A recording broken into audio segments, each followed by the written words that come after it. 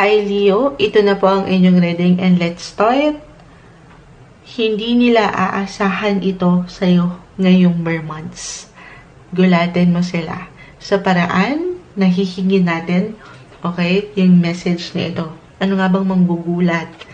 Or maring ikaw yung maggulat rin sa pwede mong maipamalas, reversal energy yung reading natin, or itong ilang tao sa iyong paligid. Dito muna tayo sa inyong tarot card reading at itong oracle, ilalagay muna natin sa gilid. Ano daw mo siya? Sa gilid. Ayan. Pasensya na po at umuulan rin, pero tumila siya ng bahagya. Naway magtuloy. Okay, Leo, gulatin mo sila. Anong gulat ba ito? Message para sa mga Leo. Message.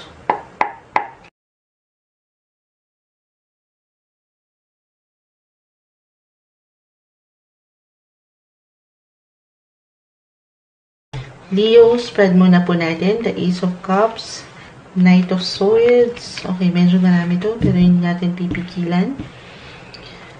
Leo. The Wheel ay narito. The Moon. The Wheel and the Moon.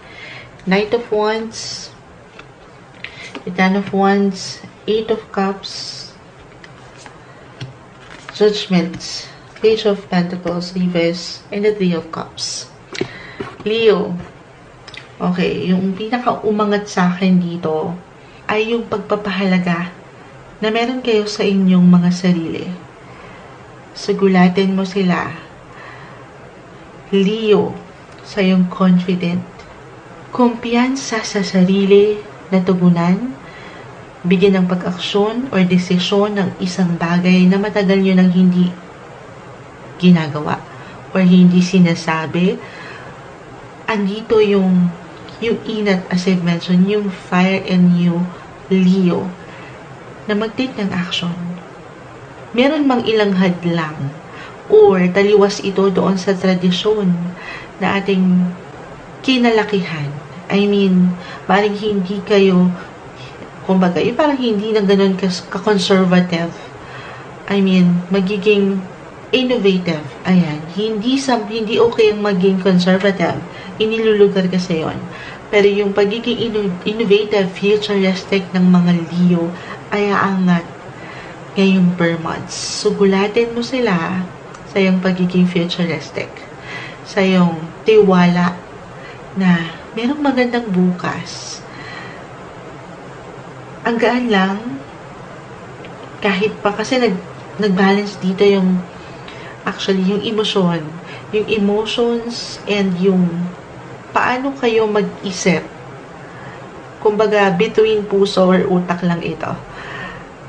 At nagsama sila dito, Leo. So, kompleto Ricardo.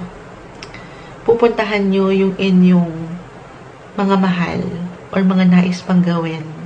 Susundin nyo yung inyong mga passion. Gulatin mo sila. Especially for those of you na parang na-stuck at one point na hindi mabigyan ng pag-aksyon yung mga nais gawin.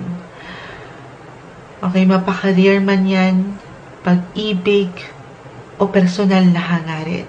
Gulatin mo sila na ngayong months ay mas bukas ka sa maraming posibilidad. Kasi kapag nagiging open ka dyan, or higit ka magiging open, dyan din magbubukas yung maraming pinto ng posibilidad and opportunities para sa inyo, Leo. Or maybe ito ay isang indikasyon. Gulatin mo sila, Leo, dito sa ilang offers, opportunities, limitless, na pwedeng iba to sa inyo ng mundo. Gulatin mo sila, magpo-poety ka. The Three of Cups, Knight of Wands, gulatin mo sila, itong ilang kaibigan na matagal mo nang hindi nakikita. Mag-set ka ng get-together. Okay? Gulatin mo itong ilang tao sa iyong paligid na walang believe sa iyo, Leo. Dahil andito yung alas. Aangat ka ngayong months. I-claim na natin yan para sa inyo. Okay? Kuha tayo ng ilang final words sa Leo. Ano pa bang igugulat mo? Or ipanggugulat mo sa mga taong ito? Final words. Okay? May maangat. Abundance. Merong kasaganaan. Hindi ko na yan dadagdagan kasi ang ganda na yan. Merong kasaganaan, kasapatan, yung contentment. So definitely meron talagang celebration. Gulatin mo sila, sabi ko nga, magpa-party ka. Leo ngayong Bare months.